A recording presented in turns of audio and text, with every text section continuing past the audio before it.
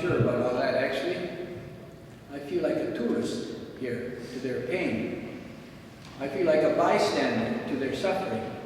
And I don't know I have any right to be speaking on their behalf. And then we were at the World Council of Churches Assembly in Vancouver, and he and old Amos were sitting on the side there, the two of them talking away, and Amos said to him, "I take no delight in these solemn assemblies. What about you, Hugh?" He said, "Yeah, that's pretty good, eh? Pretty true for all of us." But then there was a woman there, Julia Esquivel, who was a poet from Guatemala. And she said, "Why is it that no one is talking about the crucifixion of the people of Guatemala?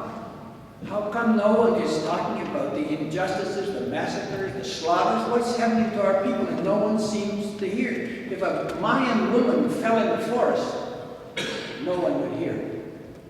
And then she said, "I'd like to ask you journalists who are here, if you would come and be the voice of those who have no voice." This is the first photo I have. And this one doesn't have Hugh in it. It's of a log across the river.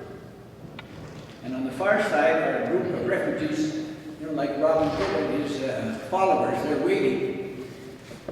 And they are all holding their breath. Because here comes Friar Tuck across this bridge. Inching across this bridge. Finally, we got to the other side. And he went down and sat with all these refugees. Exhausted they were. Just coming across the border from Guatemala into Mexico. They were exhausted, tired, fearful. And he sat with them for hours and hours and listened to their voices. And then slept there on some old mat there. And after they talked for a long time, these refugees said to him, "What are you doing here anyhow? How do you feel about this? Why are you doing this?"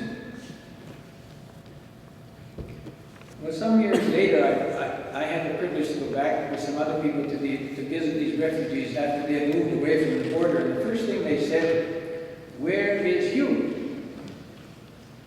Where is El Gordo?" They said. Well, I said, "He's not here." They said, "Well, other journalists came here and what they wanted to talk about was the rape and the murder and the torture. They wanted descriptions of all that for their publication. But Hugh never wanted the description. He wanted to listen to our stories with the ear of his heart. And we knew always that he had a broken heart, because that's why he could listen so deeply to the pain that we had." And one of our bishops said one time, you know that beatitude that says, "Blessed are the poor in spirit"? Well, the bishop changed that. He said, "Blessed are those who have the spirit of the poor." And that's what we all will remember about you. And some children said to me, "Where is El Oso?" He said that he used to kneel down with us and play marbles. And he was probably the worst marble player that ever came to the refugee camp. And we always tried to let him win anyhow. But he said the reason I was so bad is because Florecita and Paulito were always jumping on my back and saying, "Come everybody and ride on the big bear." And he said, "Is that what you think?" I said, "No, the reason that he couldn't win is because he always wanted a harder target. What he hated was to have an easy target." And this young boy said to me, "Well, next time you see him," he said, "next time you see him, I have this marble here. This is my favorite marble. It's my shooter. And the next time you see him, give it to him and tell him to practice more." I just want to take about 4 or 5 more minutes to talk about a day in the life of Hugh McCullum in El Salvador. Now, if anyone had ever traveled a day in the life with Hugh, you would experience every possible emotion you ever imagined, and some that you never thought you ever would experience again. So, we were in El Salvador. And early in the morning we went to the Church Human Rights Commission, and the workers led us through a whole series of photographs. Students, trade union workers, human rights workers, church workers, campesinas. All beautiful, all who had been made to be disappeared, discarded, thrown away. Where are they? What happens to them?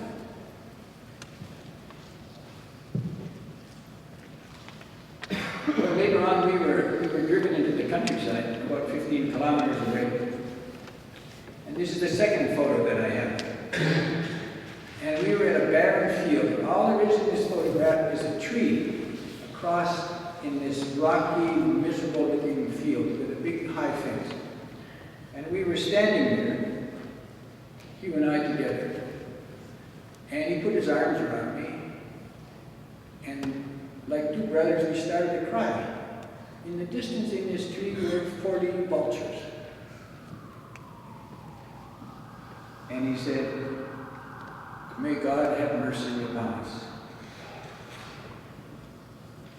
And about halfway back to the city, I could feel him. You could feel him. You know, when you're with him, you could feel him. You could feel the lava of his rage bubbling up, and you knew there was going to be a volcano somewhere in the next mile.